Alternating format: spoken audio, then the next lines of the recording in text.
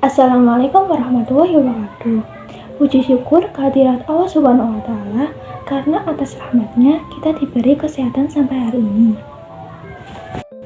Pada kesempatan kali ini, saya akan menyampaikan materi tentang peradaban Islam pada masa modern, serta salah satu tokoh pentingnya adalah Muhammad Ali Pasha. Teman-teman sekalian, peradaban Islam pada masa modern dimulai ketika umat Islam mulai menghadapi perkembangan ilmu pengetahuan dan teknologi dari bangsa Barat.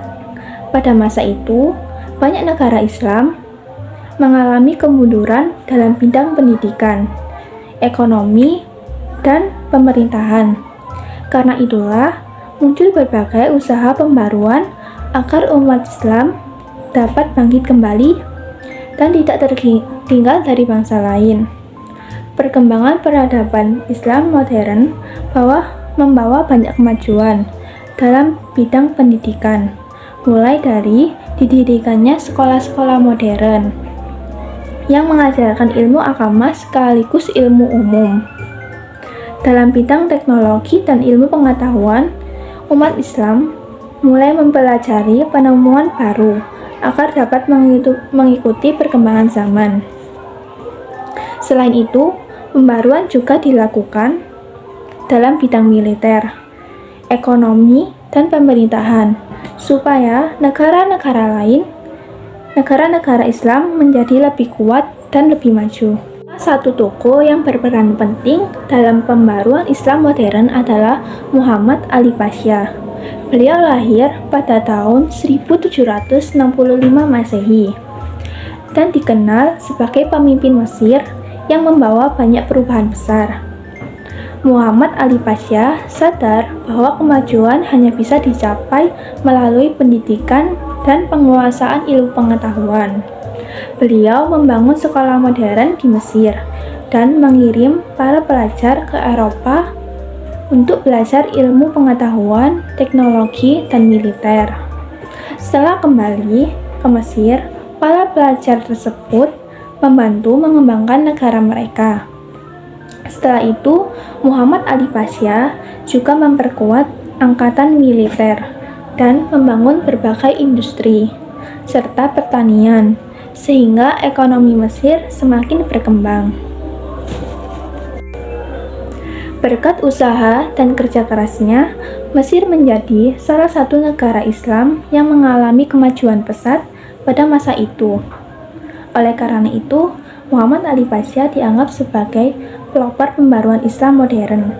Teman-teman sekalian, dari sejarah tersebut kita dapat belajar bahwa umat Islam harus terus semangat belajar dan tidak boleh tertinggal dalam ilmu pengetahuan maupun teknologi. Kita juga harus meneladani semangat Muhammad Ali Pasha yang bekerja keras untuk memajukan negaranya. Cukup sekian yang dapat saya sampaikan. Semoga materi ini bisa bermanfaat bagi kita semua. Wassalamualaikum warahmatullahi wabarakatuh.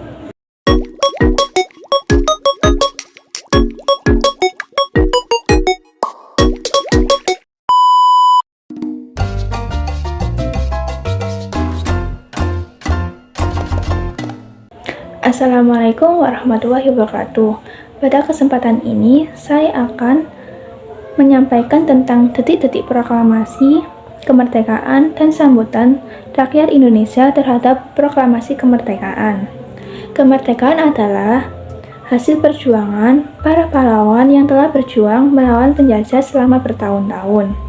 Banyak pengorbanan yang dilakukan demi mendapatkan kebebasan bagi bangsa Indonesia.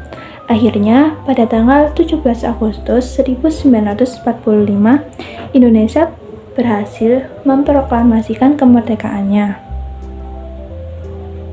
Sebelum proklamasi dibacakan, para tokoh bangsa mengadakan musyawarah untuk menyusun teks proklamasi. Tokoh yang membacakan proklamasi adalah Soekarno, didampingi oleh Muhammad Hatta. Pembacaan proklamasi dilakukan di rumah Soekarno di Jakarta pada pagi hari tanggal 17 Agustus 1945. Saat itu, suasananya sangat menegangkan, tetapi juga penuh rasa haru dan bangga. Semua orang yang hadir mendengarkan pembacaan proklamasi dengan hikmat. Setelah teks proklamasi dibacakan, bendera merah putih dikibarkan, dan lagu Indonesia Raya dinyanyikan bersama. Peristiwa itu menjadi tanda bahwa Indonesia sudah menjadi negara merdeka. Setelah berita kemerdekaan tersebar, rakyat Indonesia menyambutnya dengan sangat gembira. Berita proklamasi disebarkan melalui radio, surat kabar, dan dari mulut ke mulut.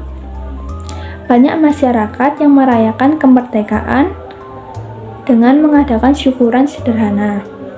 Para pemuda juga ikut menjaga keamanan dan siap mempertahankan kemerdekaan Indonesia dari ancaman penjajah yang ingin kembali datang. Walaupun setelah merdeka, Indonesia masih menghadapi banyak kesulitan. Rakyat tetap bersatu dan saling membantu demi mempertahankan kemerdekaan. Semangat perjuangan dan persatuan itulah yang membuat Indonesia tetap kuat. Demi peristiwa proklamasi kemerdekaan, kita bisa belajar untuk menghargai jasa para pahlawan, mencintai tanah air, dan menjaga persatuan bangsa. Sebagai generasi muda, kita harus meneruskan semangat perjuangan mereka dengan belajar rajin dan menjadi warga negara yang baik. Sekian yang dapat saya sampaikan. Terima kasih. Wassalamualaikum warahmatullahi wabarakatuh.